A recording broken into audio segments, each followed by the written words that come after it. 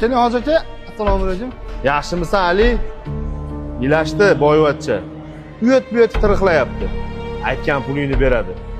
O'zi kelib olib ketadi. Menda o'ylam ajratib qo'yarsan-a? Ish qilamiz hoji aka.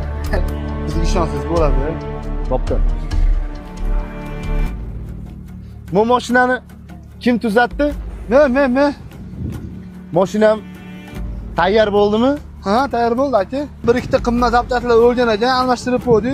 Faqat qo'llab qolmadi, zo'rib qoldi. Hop. Nech pul bo'ldi? $600 bo'ldi. Hop. Mana. Rahmat. Aka bitta savolim bor. Nima ishqas? Sozlashmadingizmi? Doktorman, nevroxirurg. Bunday qilib 20-30 ming dollar pul topayapsizlar. Bizga o'xshab mana qora moyga botmaysizlar. Motorisiz-a? Shu mashinani nech pulga motor qilib berasiz? 20 ming dollarga. Qilib berasizmi? Adlashyapti aka.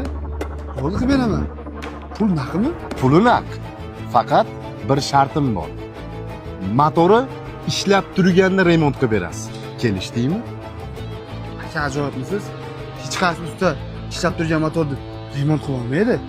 Biz doktorlar inson nafas olib turganida, yuragi urib turganida operatsiya qilamiz. Siz adasiz motorni boshqatdan remont qilishingiz mumkin. Biz adasizlik inson hayotga boshi qaytib kelmaydi. Bizi farqimiz shunda. Mayli aka, rahmat.